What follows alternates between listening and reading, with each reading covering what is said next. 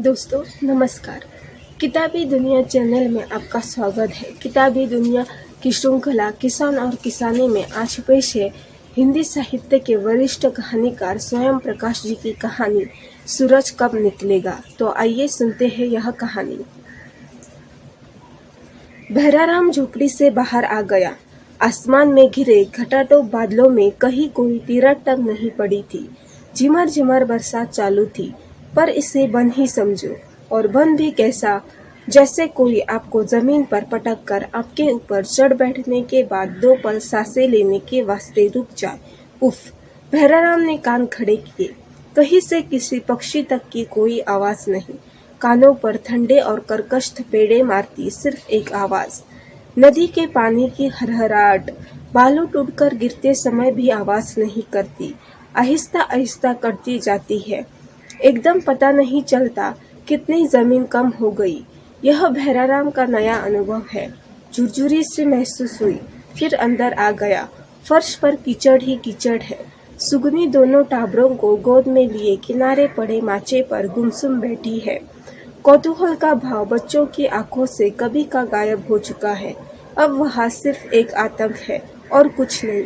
इधर देखने से बहराराम बेचैन हो जाता है और फिर बाहर झांक आता है। अंदर बाहर के अलावा अभी और किया भी क्या जा सकता है। उसने अंदाजा लगाया कि शाम हो गई होगी। फिर बाहर आया। खतरा सामने था। उसका झूपा अपेक्षाकृत ऊंची जमीन पर है, पर नदी का पानी मुश्किल से 3 बास रह गया है। रात तक जरूर उसका झूपा बह जाएगा।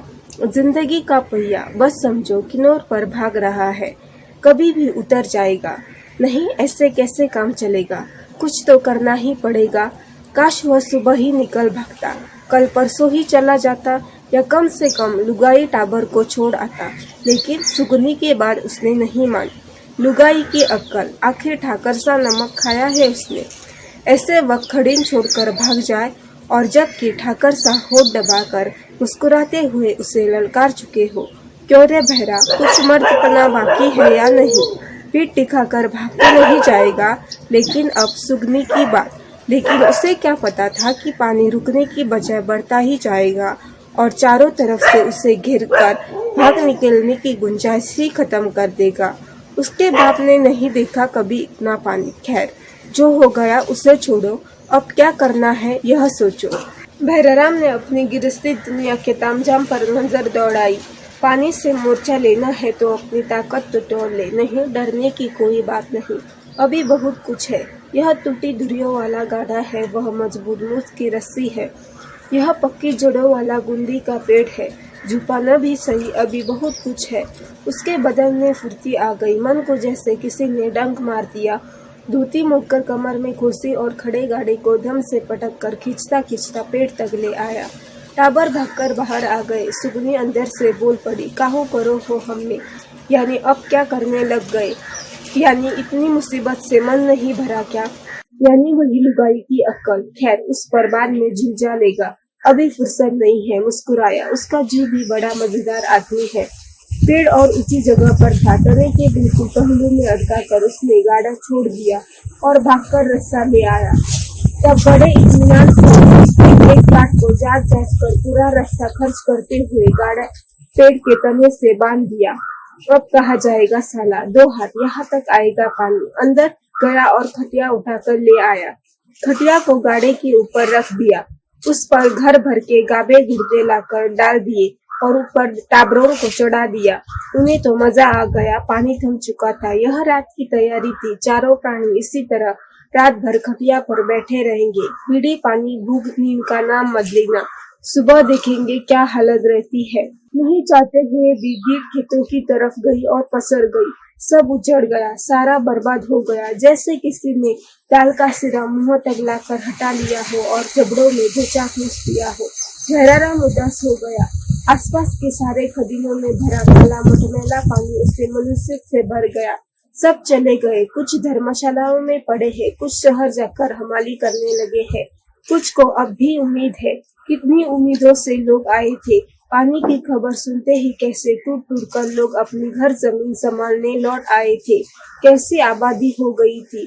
और वह गोम्या भाभी का लड़का कहता था अहमदाबाद में ठेला चलाकर आया हूँ, पतलून पहनता था और हिंदी बोलता था। साला कहता था एक मील खर्ची भी चलाई बदले में, कुछ और दिन रहता तो पक्की में नाम आ जाता।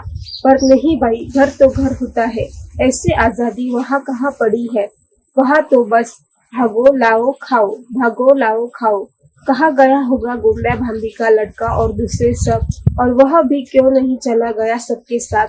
कैसा लगता होगा अहमदाबाद में बाजरे के फूट पीले मुरझाए हुए और जले हुए झुंड के झुंड पानी में खड़े हैं बेदम, पर जो टूट नहीं सके। भगवान भगवान कितना क्रूर है।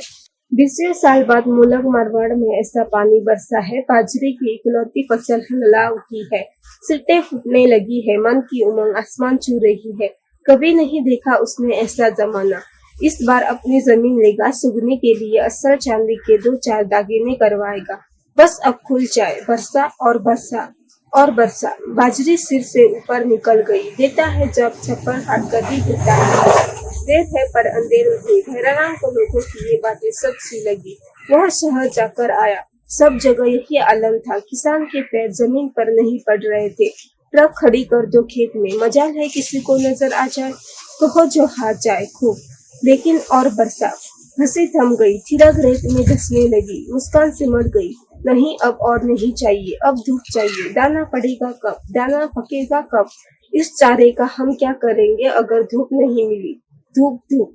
वह फिर शहर गया, सब जगह यही हाल है। सबकी निगाहें ऊपर उठी है, सबकी भुवों पर बल पड़ना शुरू हो गया है, सबने उंगलियां ऊंची कर दी है। सबकी आंखों की चमक आकांक्षा का जल छूकर छिन छिन बुझने लगी है। फिर और बरसा और सब मिटियामेट हो गया। जो भी है वह यह सब करने वाला या तो राक्षस है या मूर्ख। साले को इतना नहीं पता कि अब हमें धूप चाहिए, पानी नहीं। नहीं देगा तो प्यासा मार देगा, और देगा तो नाक पकड़कर पानी में गर्दन दबा देगा। पर अब क्या कहे, कोई आदमी होता तो 20-25 गांव के लोग भले होकर जाते, पैरों में पोथिये डाल देते। लेकिन भगवान, उसे किसने देखा। उसने तो लिख दी किस्मत और सो गया। भरी पूरी फसल का तबाह हो जाना किसान के लिए बेटे की मौत से छोटा कम नहीं होता। तब वह आखिरी बार शहर गया था आटा लेने, और उसे वहाँ ऐसा एक भी मिनट नहीं मिला था जिससे अपना सुख दुख पूछा बताया जा सके। ठाकुर साहब बाहर गए हुए थे, संगी बेली पता नहीं कहाँ चले गए थे। शहरतियों की और भी समस्याएं थी। पतलून में कीचड़ लग रहा था, बस गाड़ियां अस्त व्यस्त हो रही थी, कच्चे मकान ढप ढप गिर रहे थे और चर्चा का विषय बन रहे थे। ठेकेदारों की दारू का मोल देश उन ढहे गिरे फूलों टूटी सड़कों से चुका रहा था, जहाँ राख और गोबर के साथ इंसानियत को भी धर दबाया गया था। शहरती इसी इंसानियत को रो रहे थे। रोने वालों में PWD के ओवरसियर भी शामिल थे। अखबार डाक वगैरह बंद होने से दफ्तरों पर मुर्दनी छाई हुई थी। उबे हुए लोग दारू पी रहे थे, भजन कीर्तन के कार्यक्रम कर रहे थे या ताश खेल रहे थे। उन्हें आकाशवाणी दिन में कुछ खास बार तबाही के समाचार सुना कर प्रमुदित और उत्तेजित कर रही थी। ऐसे में भैराराम की बात कौन सुनता। एक भाई जी थे, उसकी जान पहचान के, जो दीपक वाला झंडा अपने घर पर टांगे रहते थे और हर आने जाने वाले का स्वागत लंगर छाप बीड़ी से किया करते थे। वे अपनी मंडली के साथ बाढ़ पीड़ितों की सहायतार्थ सांस्कृतिक कार्यक्रम में अभी से व्यस्त हो गए थे। जैसे कोई बीमार को देखते ही क्रियाक्रम की तैयारियां करने लगे। बाकी कौन था, कोई नहीं। चुनाव के दिन भी नहीं थे जो कोई भैराराम का दुखड़ा सुनने लायक समय निकाल लेता। हताश भैराराम जैसे अकेला गया था वैसे ही अकेला लौट आया और गिर गया। आस अंधी काया नहीं छोड़ती। शायद पानी रुक जाए, शायद धूप निकल आए, शायद जमीन सूख जाए, शायद फिर बीज डाला जा सके, शायद भुखमरी से बचा जा सकने लायक पैदा हो जाए, शायद महाजन की देहरी पर मत्था रगड़ने से बचा जा सके, शायद सुगनी को फेमिन मजूरी में न भेजना पड़े, शायद। उफ, बारिश फिर शुरू हो गई। घटाटोप अंधेरा, पता नहीं सूरज कहाँ मर गया। नदी का वेग तेज है, पानी फैल रहा है। जाने रात तक कहाँ पहुँचे, क्या खा जाए, क्या छोड़े। फटी तिरपाल में दुबके चिपके वे चारों भिगते भिगते भी उब लिए। अचानक भैराराम को ऐसा लगा जैसे कोई कुत्ता बिल्कुल उसकी खाट के नीचे पानी पी रहा है, या जैसे कुत्ते एक नहीं अनेक है। फिर लगा जैसे जमीखम जैसा कुछ उसने अभी अभी महसूस किया है। हड़बड़ाकर भैराराम ने तिरपाल से सिर निकाला और गर्म हो चुके शरीर पर बौछारों की ठंडी मार का अनुभव किया। अपनी स्थिति का चेत होने में भी उसे कुछ पल लग गए। अरे अच्छा हाँ, वह गाड़े पर जमी खटिया पर है, पेट सलामत है, पर वे कुत्ते कुत्ते कहाँ गए? अचानक भैराराम को सब कुछ समझ में आ गया और वह दम से टूट पड़ा। कूदा था जमीन समझकर पैर भरे पानी में, छपक की आवाज हुई, सुननी भी जाग पड़ी। अच्छा तो पानी यहाँ तक आ गया। पाँव घसीटते हुए गाड़े के पीछे की बाजू गया और रस्सी का इत्मीनान किया कि हाँ, पेड़ से बंधी हुई है। कुछ जान में जान आई। वापस आकर गाड़े पर बैठ गया। बीड़ी की याद आई। अब कहाँ पड़ी है बीड़ी? आखिर बीड़ी उसने आज सुबह ही पी डाली। टूटा जरूर घर के किसी कोने कुचले में होगा, पर वहां तो पानी भरा होगा। छोड़ो। पानी तेज हो गया। तिरछी बौछारों ने तिरपाल के नीचे के बिछौने को भी भिगोना शुरू कर दिया। अचानक बिजली चमकी। आसपास का सब कुछ पल भर को उजागर होकर बुझ गया। लेकिन कैसा था वह एक पल? भैराराम की शतुरमुर्गी सुरक्षा पर ठठाकर कर उसकी सारी सूझ का मुखौल उड़ा गया वह एक पल। चारों तरफ जल ही जल, पानी का समंदर, तेज बहता, डराता, चकराता, उफनता, शोर मचाता पानी का प्रलय, और बीच में एक कमजोर टापू जिस पर घिरे बैठे ये चार नन्हे जीव जैसे अपने अपने में मनु या नूह की भूमिका में पुनर्अवतरित हो रहे हो। अब वातावरण शोर से भर गया था। बादलों की गड़गड़ाहट, बौछारों की तड़तड़ाहट, पानी की हरहराहट, कहीं से किसी कड़ती जमीन से पानी में भाटे गिरने की आवाजें और बीच बीच में किसी पेड़ के टूटकर गिरने की आर्त अर्राहट। भैराराम का दिल बैठने लगा, हाथ पैर कांपने लगे, आंखें धुंधली हो गई। मन भगवान भगवान रटने लगा। अगर गाड़ा उलट जाए तो, अगर जमीन धसक जाए तो, अगर रास्ता टूट जाए तो, अगर हम सब अलग अलग बह जाए तो। कुशंकाओं से दिल भर उठा। उसे लगा वह थपेड़ों में बेकाबू बहा जा रहा है। सुगनी दूर पानी में डूब उतार रही है। बच्चे बापू बापू चीख रहे हैं, पर वह रुक नहीं पा रहा है। रुक सकता ही नहीं, उन तक पहुंच सकता ही नहीं। पानी प्रबल वेग से उसे आगे की तरफ धकेला जा रहा है। नहीं, सुबह हो गई है। चारों तरफ धूप खिली हुई है। पानी उतर चुका है। वह किनारे की एक चट्टान पर खड़ा, सामने सुगनी की लाश पड़ी है, शत विशत, कपड़े फटे हुए, जाल और सिवार हाथ पांव में उलझे हुए, चेहरा पानी के जानवरों द्वारा नोचा खाया हुआ, मांस फूला हुआ, हड्डियां जगह जगह से झकती हुई और सारी देह भयंकर दुर्गंध मारती हुई। नहीं, वह घबरा गया, खाकों में पसीना महसूस करने लगा और घबराकर सुगनी से लिपट गया। बच्चों को टटोला, कैसे निश्चिंत सो रहे हैं। सुबह कब होगी? सूरज कब निकलेगा? अचानक आकाश में तेज गड़गड़ाहट हुई और बिजली फिर चमकी। पहिए डूब चुके थे। बच्चे सो रहे थे। सुगनी के हाथ उसकी गर्दन टटोल रहे थे। डर लग रहा है। घबराते क्यों हो? मर ही जाएंगे ना, या और कुछ? साथ ही मरेंगे तो मैं 7 जन्म तुमसे ही ब्याह करूंगी। अंधेरे में बिल्कुल पास सुगनी की कांपती हुई आवाज सुनाई दी। भैराराम का रोम रोम सिहर गया।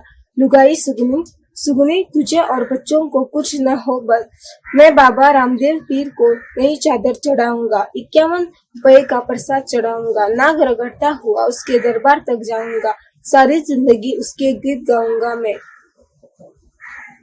लुगाई 2 पल चुप रही, फिर बोली, मैं बताऊं, कुछ नहीं होगा, हिम्मत रखो। इसी समय 2 बार जोर से बिजली चमकी। पानी का प्रवाह बहुत तेज था, जैसे उधर कोई बांध बंधा टूट गया हो। सिंचाई विभाग के दूरदर्शी इंजीनियरों ने उधर कच्चे बंधे बांध रखे हैं, सीमित वर्ष जल को रोकने और उपयोगी जमीन में फैलने के लिए। पानी बंद होने के बाद इस तरफ की उथली पर लंबी चौड़ी नदी की जमीन में लोगों ने खेत बना लिए, पर उन्होंने अपनी उम्र में इस नदी को कभी चलते हुए तक नहीं देखा था। पूर की तो बात ही छोड़ो, अब छोटा सा पहाड़ बदल गया है तो कहाँ भैराराम का परिवार जिंदा है, वरना तो पर अब इतना सारा पानी एक साथ आ रहा है तो इसका यही मतलब है कि जरूर छोटा बंदा टूट गया है। बादल फिर गरजने लगे, बारिश तेज हो गई, साय साय करती हुई तूफानी ठंडी हवा भी बहने लगी। अचानक गाड़ा हचमचाया और जरा घूमकर एक फुट आगे चला गया, फिर पीछे आ गया और घूमने लगा। दोनों बच्चे हड़बड़ाकर जाग गए और डर के मारे चीखने लगे।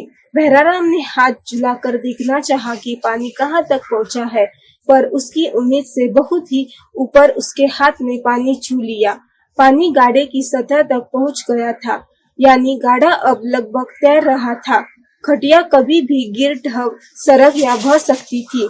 दोनों ने एक एक बच्चा गोद में उठा लिया और सोचने लगे कि क्या किया जाए। बच्चे की डरी हुई चीख पुकार ने उन्हें और ज्यादा घबरा दिया था।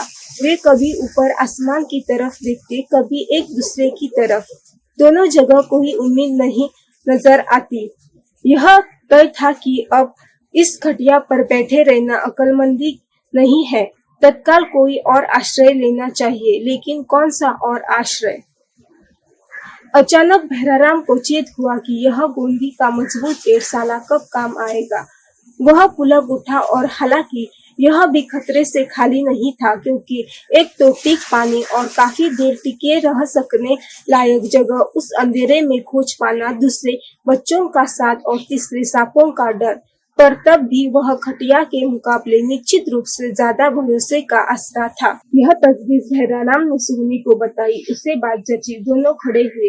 पहले खुद चढ़ा, एक जगह तलाशी। पहले सोचा खटिया उठाकर किसी तरह यह डगालों में फांस फूस ले तो बच्चे तो आराम से बैठ ही जाएंगे। फिर लगा इस अंधेरे में संभव नहीं है। आंखें बहुत निस्तेजी से काम कर रही थी, हालांकि हाथ भी।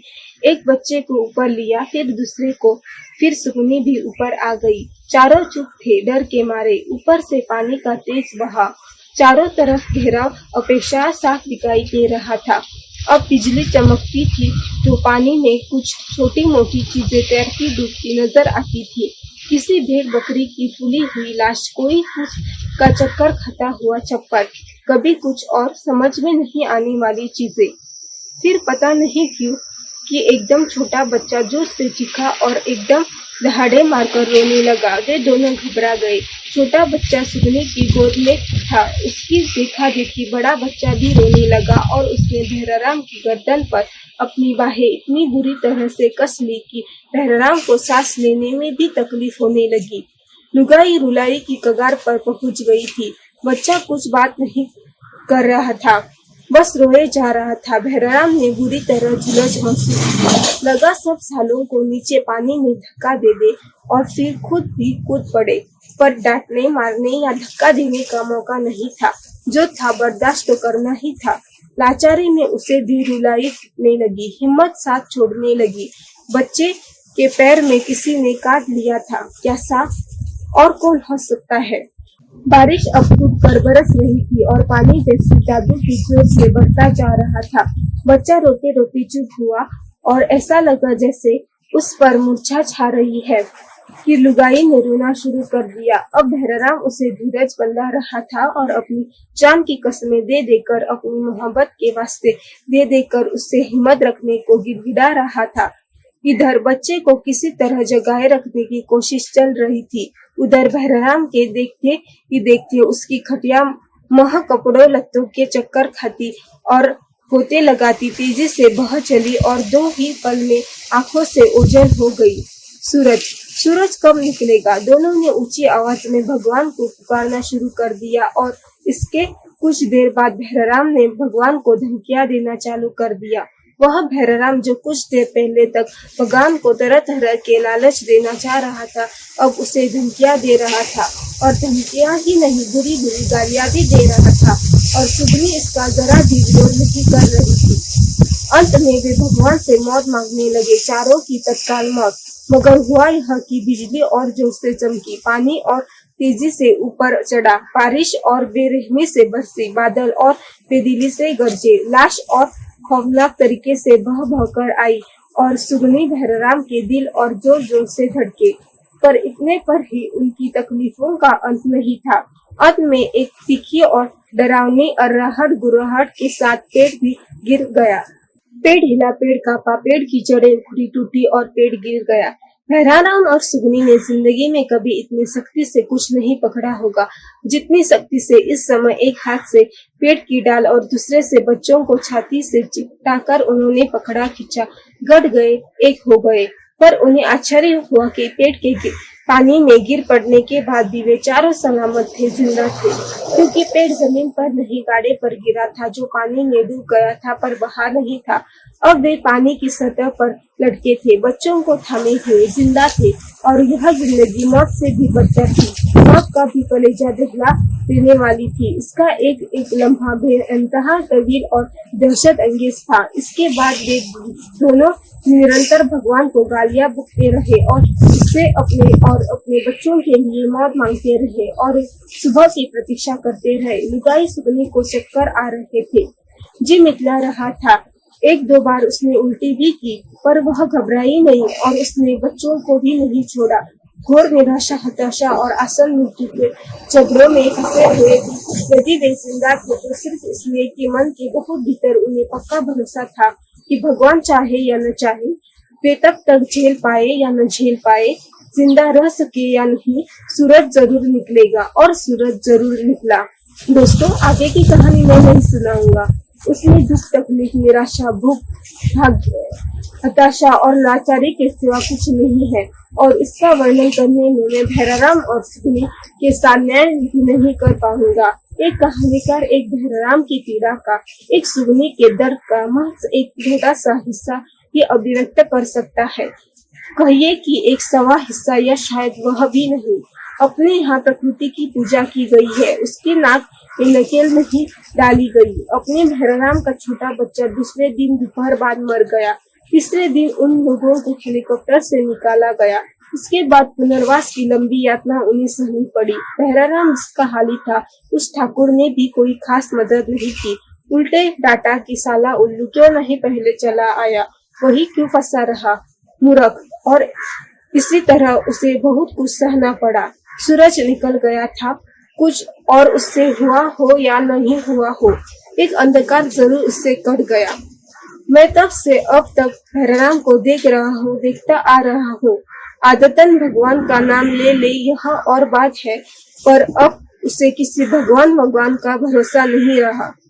दोस्तों, यदि आपको यह कहानी अच्छी लगी हो तो इसे अपने दोस्तों के साथ जरूर साझा कीजिएगा और अपनी राय हमें जरूर लिखिएगा। शुक्रिया।